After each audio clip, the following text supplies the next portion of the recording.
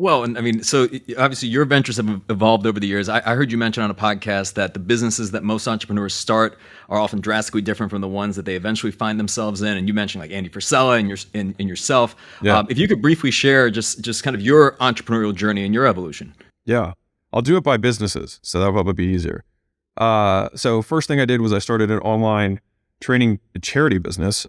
So people would pay, but then I would donate the money. That was just kind of like get my feet wet with people giving me money, even though I didn't take it personally. Then I quit my job and asked the same people who were paying the charity if they would pay me instead so that I could like eat. I was like, I'm the charity now, and they were all good with it. From there, I started my first gym. From that gym, opened up 5 more. From there, I had a mentor say that this, he was like, you're really good at running gyms. You shouldn't be owning more gyms. You should kind of teach other people how to run gyms. And so from there, we did turnarounds for 2 years. So we'd fly out to brick and mortar gyms, kind of put all of our systems in place and turn it around in 30 days. That was kind of the offer. And then from there, that became really logistically painful. Got 8 sales guys going out to 8 different locations across the nation every single month, away on the road 21 to 24 days a month, which is tough for families, et cetera.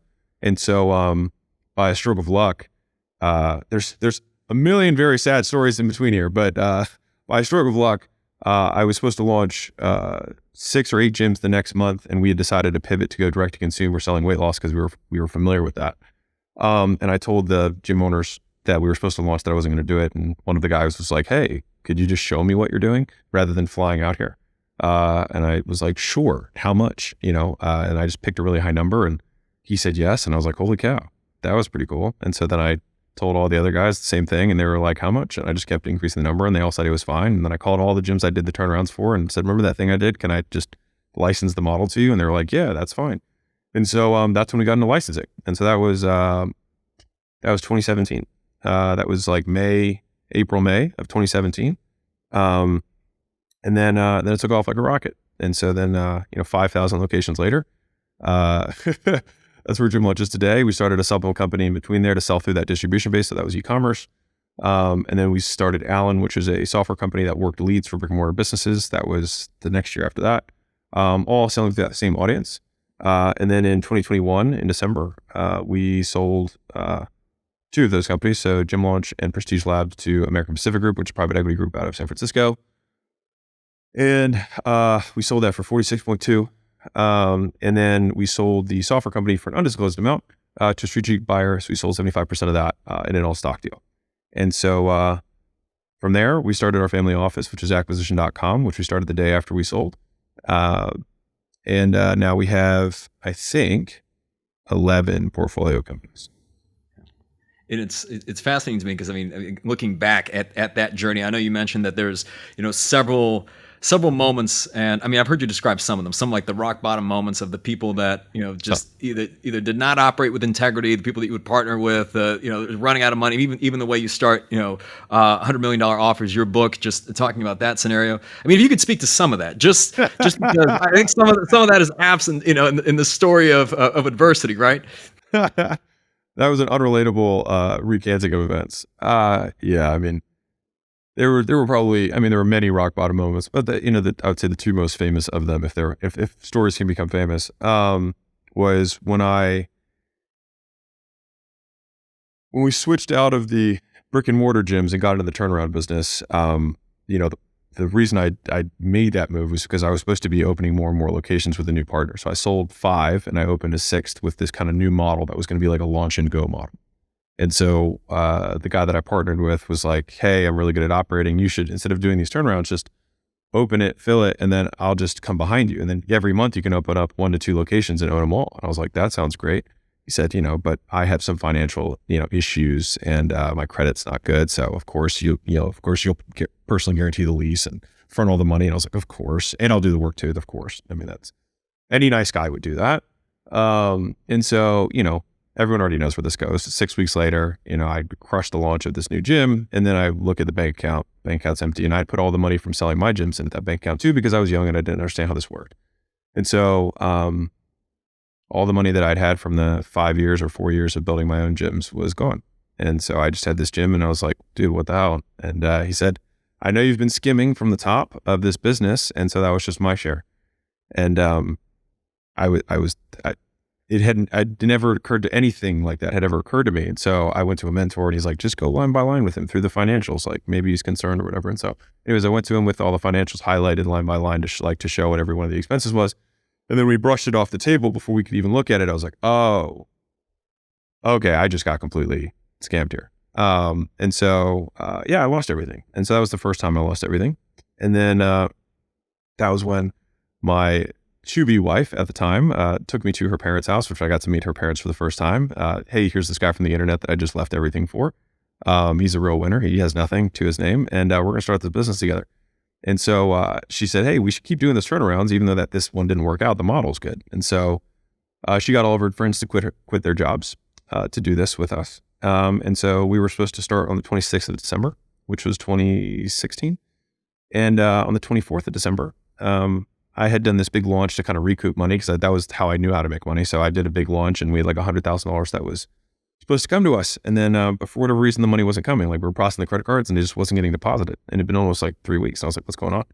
So Christmas Eve, I get on the phone with the payment processor and, I was like, I'm not getting off the phone until you guys send me the money. And, long story short, they said, hey, because of that gym that you, opened up, and you had, cause I shut the gym down that was with that guy.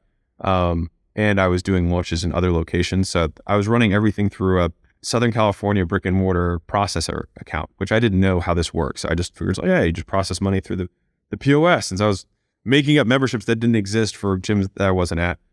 And they were like, this is irregular. We're just going to hold on to this money for 6 months. And that was all of the money that I needed. And 2 days later, all of her friends were supposed to quit their job and start this new launch business with me.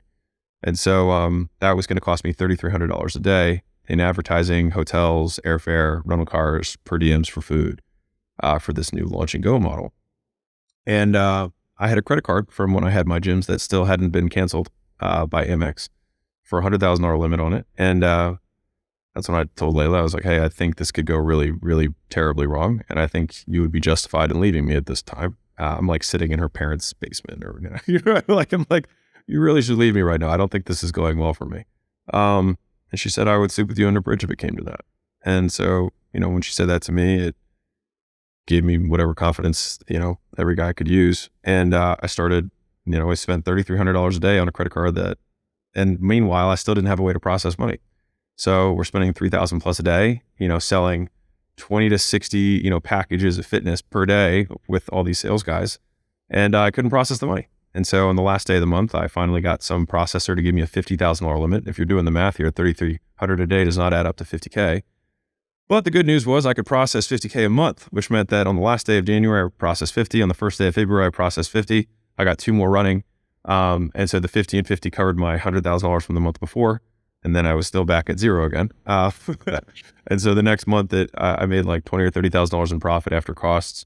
And so that kind of concluded the first rock bottom. And then fast forward 3 months, all these gyms that we're doing these launches for, started telling the customers to refund and go through them instead at half the price after we would leave the location because they had the relationship with them. But we owed the processing risk, which ended up being a recurring theme.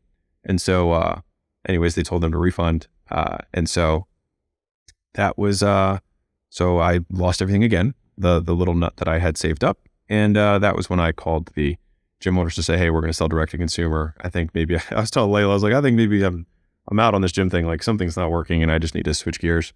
But when I called the first guy up and I said, I'm not doing it. He said, I put my life savings into this gym, man, and I refinanced my house and I maxed it on my cards. Like I need your help.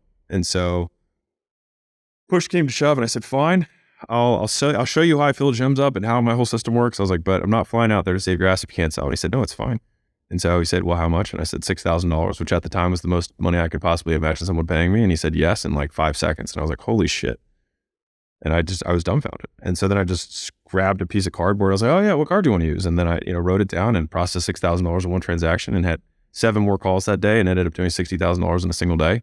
And, Layla came back in from doing weight loss sales because I was going to be the new business. And I was like, hey, I think we're still in the gym business. I think we were just doing it wrong.